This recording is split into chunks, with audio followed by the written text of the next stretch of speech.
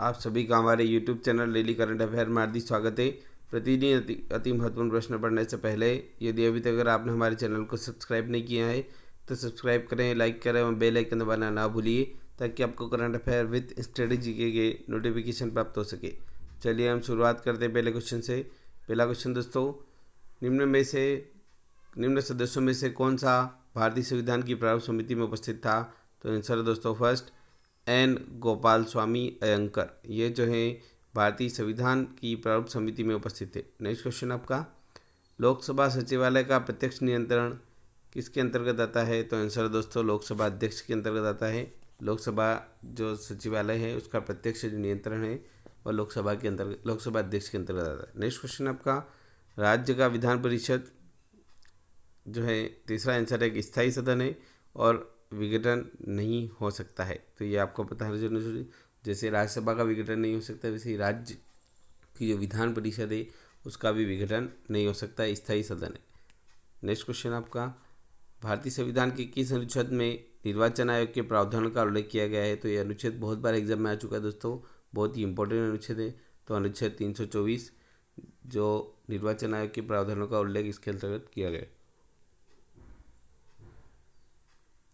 Next question आपका, निजता का अधिकार अनुच्छेद 21 के अंतर्गत आता है। ये आपको पता होना जरूरी दोस्तों, तीसरा आंसर निजता का जो अधिकार है वह अनुच्छेद 21 के अंतर्गत आता है। नेक्स्ट क्वेश्चन आपका, मंत्रिपरिषद की बैठकों की अध्यक्षता कौन करता है?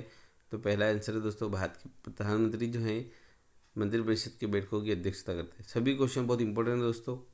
नेक्स्ट क्वेश्चन आपका, कौन सा संघ सरकार की एक विशेषता है? तो तीसरा आंसर है केंद्र और राज्यों के बीच शक्तियों का वितरण, यह संघ सरकार की एक विशेषता है। नेक्स्ट क्वेश्चन आपका, 2024 से डच के नए प्रधानमंत्री कौन है?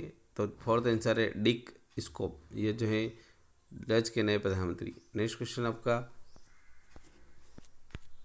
किस कंपनी ने पेरिस ओलंपिक 2024 से लेकर लॉस एंजिलस ओलंपिक 2028 तक आधिकारिक प्रमुख साझेदार के रूप में भारतीय ओलंपिक संघ के साथ साझेदारी की है?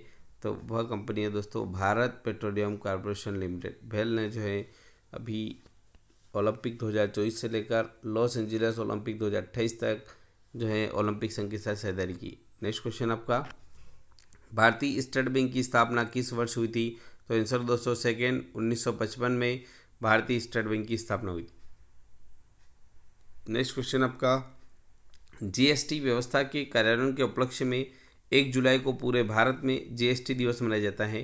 तो जीएसटी व्यवस्था आधिकारिक तौर पर किस तारीख को लागू हुई थी? बहुत अच्छा क्वेश्चन दोस्तों, आपको पता होना जरूरी है कि जीएसटी दिवस 1 जुलाई को मनाया जाता है और यह व्यवस्था जो है किस तारीख को लागू हुई थी? तो 1 जुलाई 2017 को जीएसटी की व्यवस्था जो आधिकारिक तौर पर लागू की गई थी। नेक्स्ट क्वेश्चन आपका, कौन सा कार्य आरबीआई का नहीं है? तो चौथा आंसर है राजकोषीय नीति निर्धारित करना, ये आरबीआई का कार्य नहीं है। मुद्रा जारी करना आरबीआई का कार्य है। विदेशी मुद्रा का विनिमय करना ये भी आरबीआई का कार्य है। सरकार के बैंकर के रूप में काम करना ये भी आरबीआई का कार्य है। और बैंकों का पर्यवेक्षण और विनिमय करना भी आरबीआई का कार्य है। लेकिन दोस्तों राजकोषीय नीति निर्धारित करना आरबीआई का कार्य नहीं है। नेक्स्ट क्वेश्चन आपका, कोलंबो प्रक्रिया में कितने सदस्य देश शामिल है? तो कोलंबो जो प्रक्रिया है उसमें 12 सदस्य देश शामिल है। फोर्थ आंसर इसका।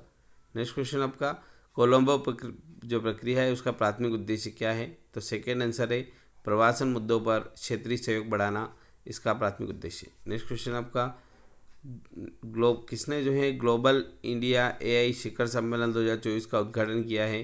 तो अश्विनी वैष्णव, जिन्होंने ग्लोबल इंडिया एआई शिखर सम्मेलन 2024 का उद्घाटन किया है।